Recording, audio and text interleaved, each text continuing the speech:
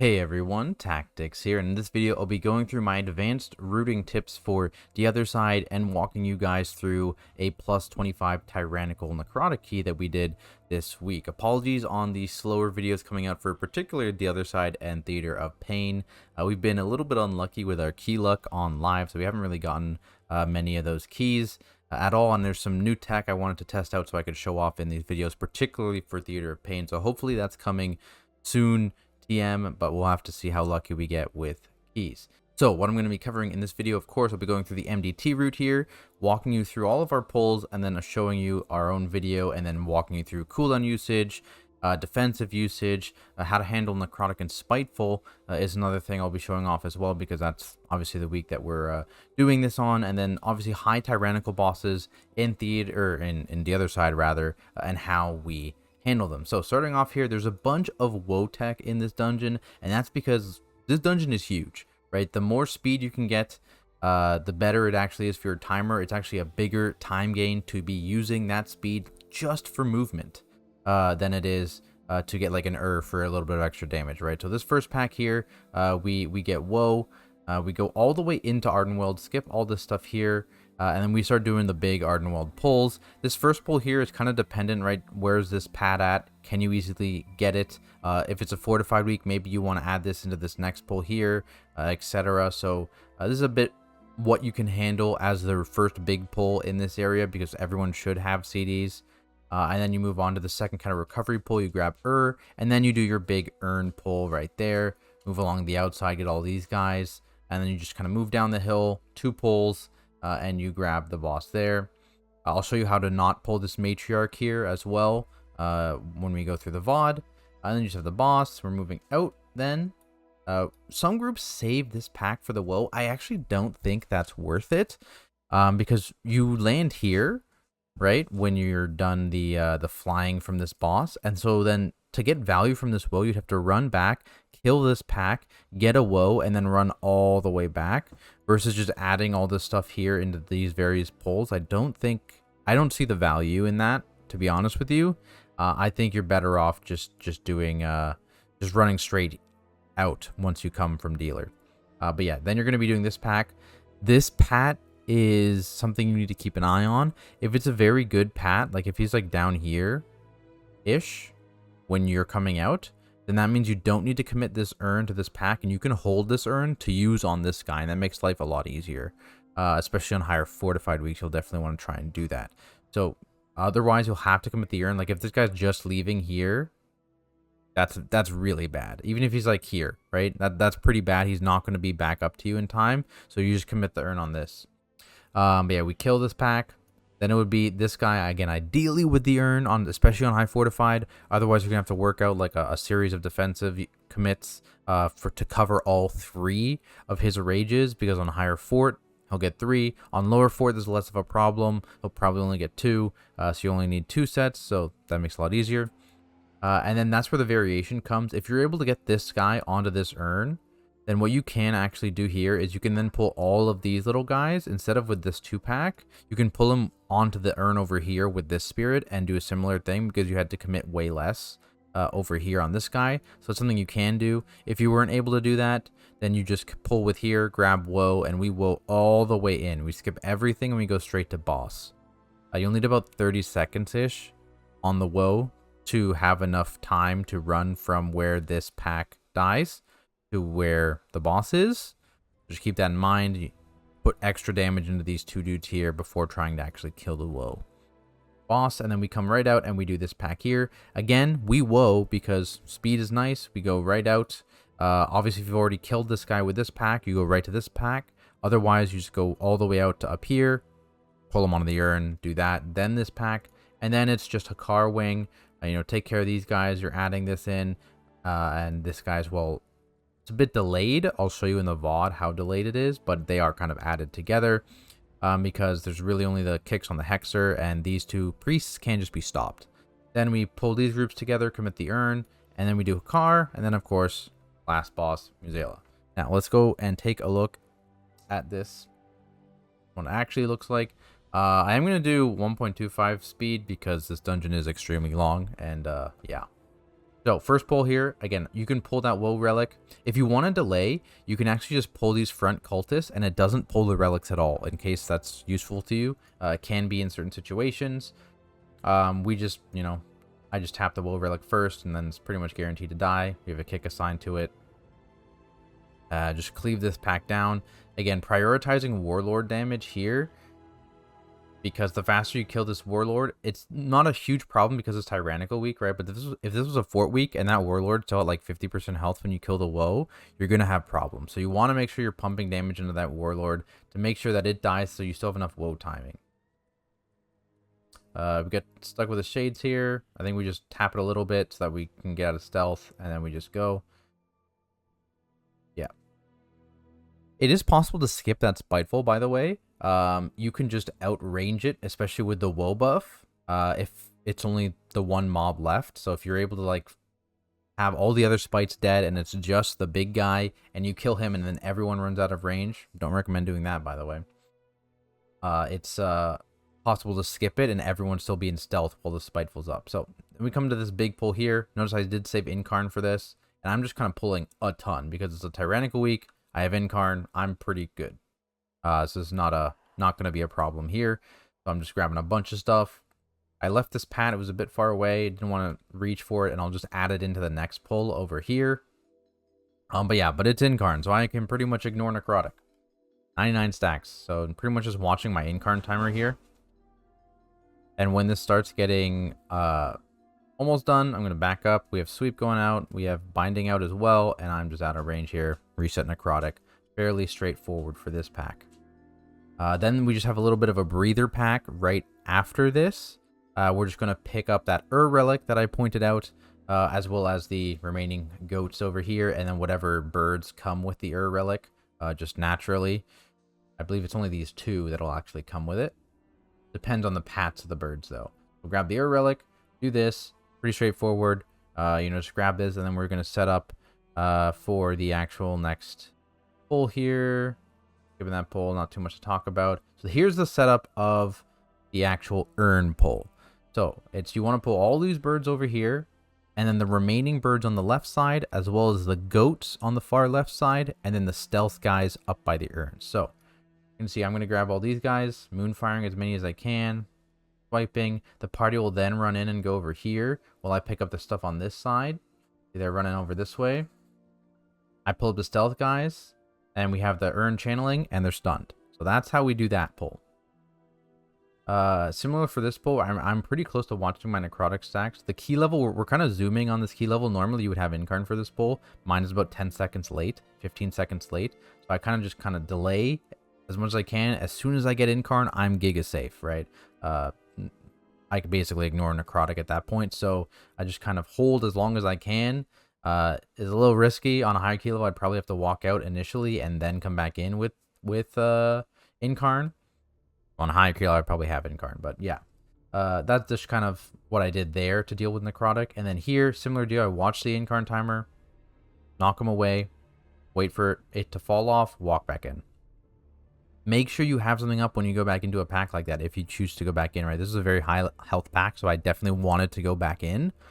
But just be careful, because if you go back in with nothing up, the autos are kind of lined up. So you're going to get hit a ton right up front, and if you're not prepared for that, you're just going to go splat. Also, do know, Shades on a 25 just pretty much one-shot people, so little spooky for sure. We're going down here, and I'll show you how to not pull this Matriarch as well. Basically, you just have to look at where this Blade Beak is, because it'll proximity pull the Matriarch, but they're not actually leashed together. So if it walks far enough away from the Matriarch, you can actually tag it without pulling the Matriarch. So I'm just watching it. It's too close right now, but it's getting a little close, and now it's a good spot. So you can pull this perfectly fine. Then we're just handling this one hatchling there. So we pull that. I'll probably add this another one in a second here. And then we'll move down the hill after this. Basically just another mini recovery pull. Neither of these last two pulls are too big. And we just move through the pack here. And we're just going... I think I reset my necrotic stacks before moving down. Yeah, so I just do a little knock with Typhoon. Wait. And then I'll pull everything down once my necrotic stacks are done to just continue this pull. And this is pretty much everything else. You just do some AoE spells down here and it'll pull these Spriggans out. Pull the goats in. Last set of AoEing down before the boss. And again, we're going pretty fast here. This is not ideal lust timings. We did lust that first pull, and that's something that going left lets you do.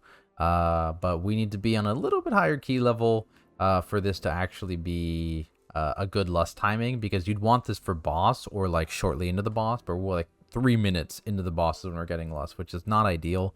It's a bit of a scuffed lust, but that's okay. Not the end of the world. But ideally, you'd be lusting on pull or within like 2 minutes of pull, especially on a tyrannical week, right? So that's the ideal kind of timing and how long this route would take you. But we're just zooming here. So we go in, and the big thing about this boss is just managing your bounces of the lightning debuff. So starts on the priest, and basically that's all that we're bouncing. The majority of the bounces are going to be between me and the monk. With the key thing here is that the monk never takes 2 back-to-back, but I will consistently take 2 back-to-back because, you know, most tanks are not really taking damage on this boss fight from anything else. So here I'm going to take another one back-to-back, so I'm going to stack up again. And that's perfectly safe to do, right? This is a 25 tyrannical. I'm pretty giga safe, and what that does is it frees up everyone else, basically, to have defense available in case they need it or whatever, because I'm not taking much damage in this boss fight, right? It's pretty much just the lightning. You'll never want to take it back to back a third time. So you have it, you pass it to someone else, you take it, you pass it to someone else, you don't want to take it again. That's where I kind of draw the line. So that's where you need to bounce it to another person, but basically just reduces the amount of times that the priest and the hunter in particular need to take some of those tyrannical lightning beams, because they do hurt. They do hurt. But that's basically this fight, right? It can get a little bit weird with the going up timer, especially that's like the last close one, and then after that it like shoots while you're midair, and it gets a bit wonky on choice midair. So just keep that in mind. Be prepared for that. But otherwise, yeah, it's just managing that lightning. And as a tank, again, you want to take as many of these as you can, because it just makes this fight so much safer. And you see we're working in the lock here as well, even though he's ranged, just because, again, especially when he has his CDs up, he's pretty tanky, especially much tankier than the hunter, of course. So that's a good thing to do as well. Moving forward though, let's just skip ahead. Not much to do on this boss. We're going to outside. Yeah, I believe we have a pretty bad pat. Yeah, so that's a bad pat. That's like one of the worst pats. The worst pat you can get is one walking right through this. That's pretty bad. So we are just going to commit the orb onto this pack, or the urn rather, onto this pack. I think we missed a kick on the speaker there, and he didn't get in for the stun, so he's still casting throughout this. It's Tyrannical Week. It's not the biggest deal. You do want to kick rotation on those bolts, though. I think we accidentally get woe as well here, so it's going great. We usually would not take woe here, I don't think. But it can be a little bit useful, right? If you're not being able to earn that mask, having woe buff is not the worst thing. Not the worst thing. And honestly, you do get a fairly decent distance of value from the woe buff as well here, so not the worst. Going so fast, and then it's the mask. So in terms of defensives, this is much more relevant on a fortified week. On a tyrannical week, it's not the biggest deal. He really doesn't hit that hard. But we basically, I think it's we have a healer CD assigned to the first one with very small defensives, and then we have the more major defensives committed to the second one. I think in this case we had the woe buff, so we called that we didn't need to commit the healer CD, so we only committed the minor defensives. Just because, again, that woe buff DR, pretty nice, and then we just kind of killed him before anything relevant happened. Burley's hurt still. Extreme pain. But then we're just going down here, and because, again, we did have to do some commits there on that spirit, we're just going to pull this stuff here. Back-to-back spirits can be a little sketch if you don't if you're not able to earn both of them because of how much you have to commit to them. And again, the big thing here is that Warlord health, because this woe is going to just kind of die with the pack. So you kind of have to put as much damage into these Warlords as you can, and as little damage into woe as you can. And you're just trying to hard focus these Warlords down in time, because you need at least 30 seconds. 25 is pushing it if you start cheating, but 30 seconds is kind of the ideal.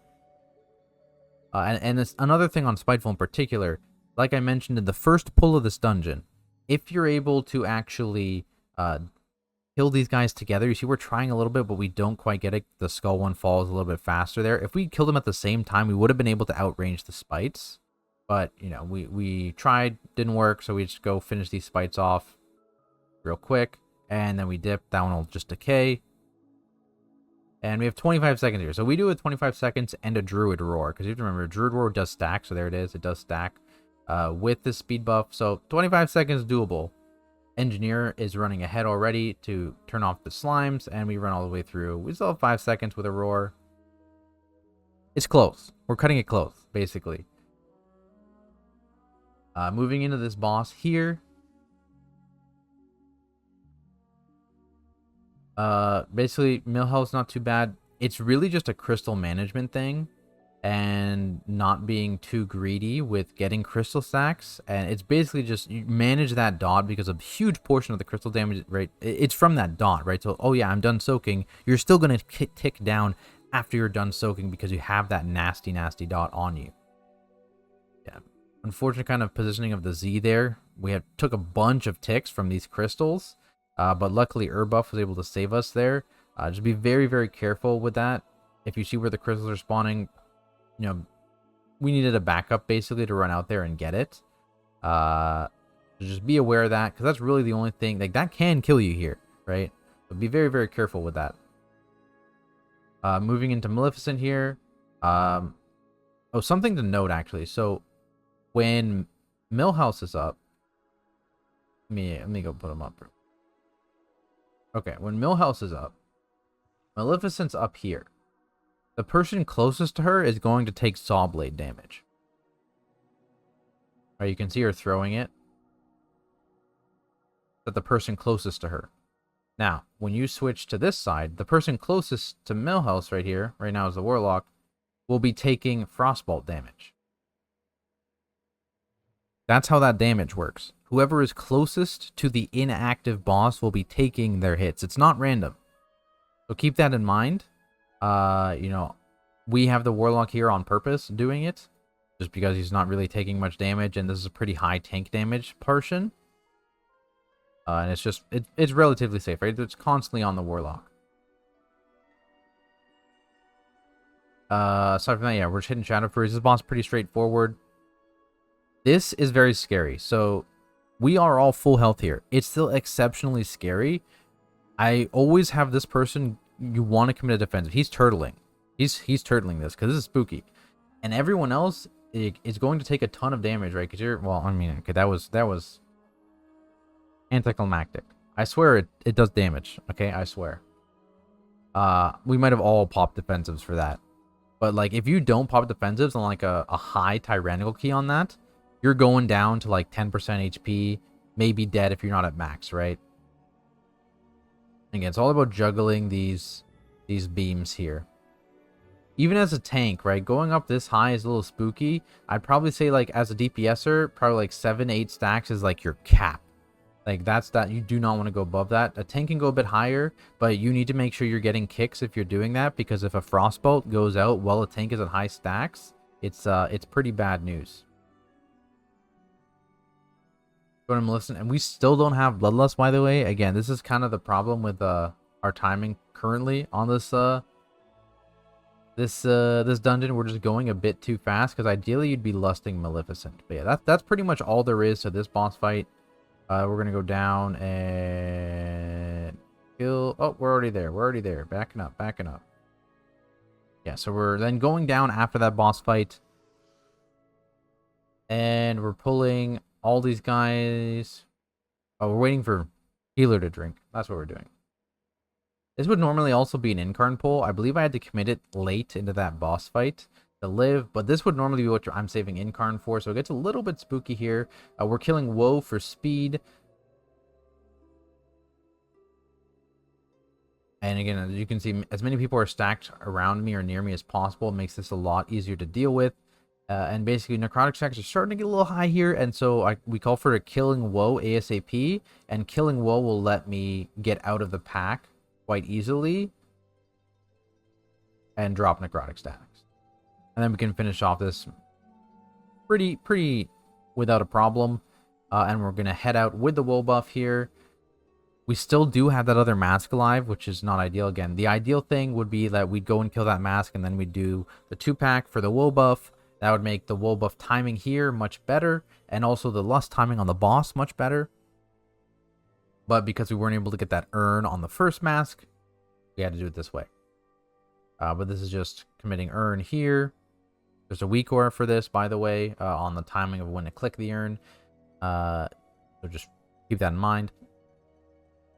Also note, sometimes he will just rage first for some reason. We're not really sure why. Initially, we thought it was because he was moving, but it's inconsistent. So keep that in mind. Sometimes he will just choose to rage first instead of spawn masks. They move up the hill here. Nothing too crazy about this pack. Again, it just has that Death Speaker in it, so you want to keep kicks on his Shadow Core, and you pretty much let the other one go through, and you just purge it, spell steal it, whatever you've got in your group. Just get rid of it on whichever mob he buffs. Nothing too crazy about this pack. Kind of just melts. And then we move up into Mechagon, or not Mechagon, into Akar's Wing. And this is going to be a bit of a chain pull, right? So we're adding this Hexer in because he's on a good pat. That entirely depends on his pat, right? Go in, we have CCs assigned to these devoted to stop their casts, and they're just kind of dying. This is also a big Woe, or not Woe, sorry, relic, because we need the CDR. We need the CDR because we're doing that big pull after this. So we have 2 kicks now assigned to that Skull Hexer. And we're just going slow because we have a ton of time, but if you were pressed for time at this point, you can just chain pull because there's really nothing here that you need to do. See, I stopped that healer cast and you need to commit a kick to it. So you just have the 2 kicks assigned to this Hexer, and that's really all you need.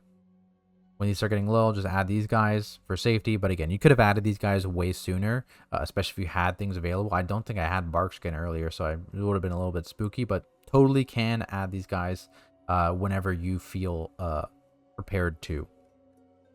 Just note though, these priests will just run around and do crazy things. Like we've had priests just run all the way down this hallway from like here. It's just they will do wild things. So just be aware of that. And then we move through here, and I'm gonna do a little stealth thing to help group these mobs up a little bit easier. So I stealth through, egg here, and this groups the mobs decently. I think I'm just waiting. Yeah. Hide in this corner here.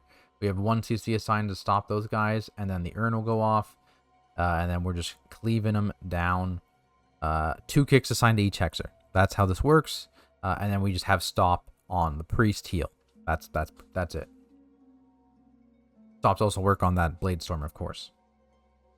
And this pack goes pretty smoothly because, again, that whole urn commit lets this get cleaved down, and it's much less scarier.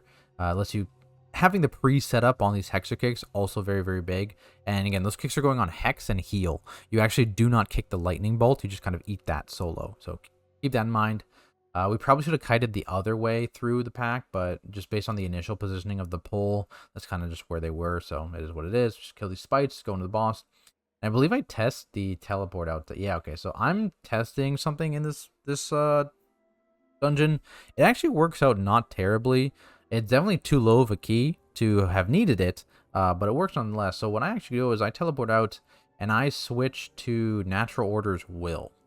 And I switch to Survival of the Fittest for Hakar into Muzela. And the reason for this is that, one, it's Necrotic Week, so I was wearing UFR anyways. And UFR is not really great on those bosses. It doesn't really contribute much. And now, gives a bunch of defensive ability. It basically hard carries 2 of the tank busters per phase for her car when combined with survival of the fittest. That's a ton of defense, right? That is an absolute ton of defense. And it basically gets also really good value on these fights from the frenzied regen, both of these fights. So that's kind of what I was thinking. Makes it much easier to live on a high tyrannical on these boss fights. And realistically, like, if you're running UFR anyways, there's no reason to run UFR on these bosses, right? There's no reason to ever do that. And so the argument becomes if you're running Legacy, which I do usually run Legacy. It's just Necrotic Week.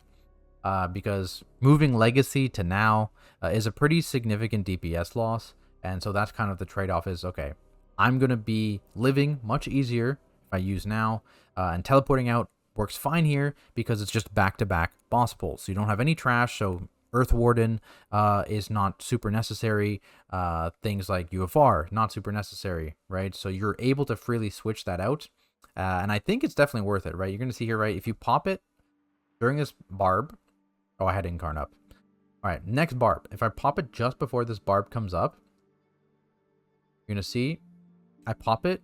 I get the value of the DR, and I get the value of this heal because I had just taken a bunch of damage. And you're going to see it's going to last through this next barb as well.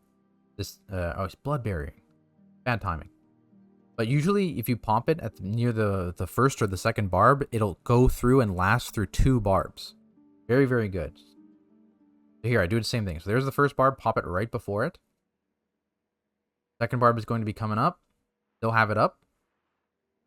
I pop my own frenzied regen. And I'm taking all this damage from this stuff. And I have my own defensive for that other one. It just lets you have so much coverage on this boss defensively. I really think it's a good idea to do this. Again, 25 was a bit low. It wasn't necessary on a 25.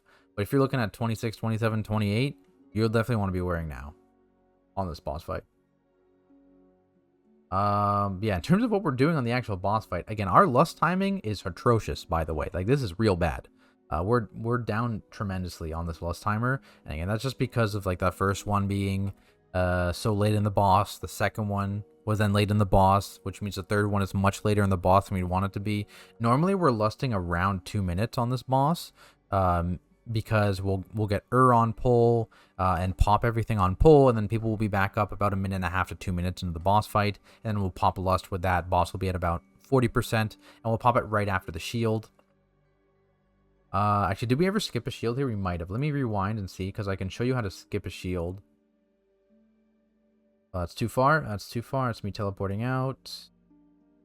Okay, let's see if I think we skipped to the first shield, but let me just show you. You can actually skip the whole shield phase. There's a tech people learned of, like, last patch, 9.1, where if you do enough initial damage right when the shield spawns, there's like a half second maybe of where it's a very small shield, and if you're able to break that shield before that full cast of his blood shield is finished, you actually don't even get the big blood shield, so it's a ton of damage saved. Let's see here if we're able to do it. See if I'm even able to pause it. So here's the blood barrier. Okay, this is the worst timing. Immediately after this cast, he does another very short cast. This. And if you're able to damage his shield in this timer, which we did, I missed the insta break on it. Let's go back 4 seconds. It's a very tiny shield. It's impossible to see. Got it. Oh, the worst timing again. Basically, there was a very tiny shield, and we have, see there, my direct damage. Basically, you time direct damage for it, and it'll insta-break the shield. Nothing will go up. Boss will not even, like, pause. It will just continue going as if the phase was normal. So you basically skip an entire blood barrier. So that's how you do that. It's not as easy as it looks. It's pretty hard, and everyone kind of needs to time a decently single target focused ability on it. But it is doable and especially useful later on. See, like, we missed it there. But it's especially useful later on into the boss fight, to kind of, especially during the lust burn, when you're doing that. And again, usually that's around 1.5, 2 minutes, depending on your comp and when your CDs are back. So you want to lust with all CDs right after a blood barrier. Don't put the lust into the blood barrier. Make sure you break the blood barrier if you have it up, and then bloodlust. Other than that, this entire beginning of the phase, like, we're hard swapping to kill these Sons of Akar, right? There, people are going right over killing them, because boss health is not really important, because we're going to do most of our damage to this guy during the actual lust phase. So we're just kind of slowly getting him down while hard focusing ads, and that's how we handle that boss. But yeah, moving on to Muzela, running out here. This is a relatively high tyrannical key, so we split this and we just say we're two-phasing this boss, right? We have a ton of time, it's 10.5 minutes on this key. So we just say we're two-phasing Muzela. So we have, I believe it's me and the Windwalker monk assigned to one side, and then it's the Lock, the priest, and the hunter assigned to the other side. Windwalkers do kind of still pump regardless on the ads on the side. Similarly, survival hunters do a decent amount of damage, and so I'm going on the monk side. I'll bond him because I'm a Kyrian bear, of course, and the Lock is going to go on the left side and kind of get carried as well, just because, you know, the hunter's there, the priest is there, so they're kind of carrying the damage, or mostly the hunter, to be honest, whereas the Windwalker is carrying the damage on my side. So we're just going through here. I'll show you how that works. And the key here is really just like, we want to commit as little as possible to this while still being able to kill it in time, because the whole point of two-phasing is that it gives you more boss damage in the in-between phases because you're not forced to pop as many CDs on these ads themselves. Depending on key level, of course. Like, he just pops a brew here, and I bond him, and that's all we really pop over here. On the other side, I believe it's just like Kyrian Arrow and Boon. Purple circles do hurt. Yeah, so the other side, it's Kyrian Arrow and Boon, and that's all that got popped, right? Like, PI is still up. Huntress has his 2 minutes for the boss. The Zwen is going to be up for boss. Infernal is going to be up for boss. And the haste buff as well. Like, we're chilling. And then we get to pop all these CDs on the boss, and then we do a similar thing again for the next phase, where I'm going to go with the monk again, and the other three are going to go together. But like, this lets us pop so much more CDs on the boss itself, which honestly, it's still slower, right? It's obviously still slower than one phasing, but it's not that much slower. And also, realistically, like, if you're one phasing on a super high tyrannical key, right? Let's say it was theoretically possible, your tank is just getting constantly hammered with no breathing room for like 6% boss health, right? That's a lot of boss health on this guy. 6% is a lot, right? So it's a bit spooky. I definitely would recommend doing this on higher keys, just kind of coordinating what you need to pop. And that just kind of takes practice, right? And figure out how many CDs you need to pop and how many you can actually hold for the boss itself. But there we have it. That is the other side, my second last video. Again, sorry about top and the other side being a bit delayed.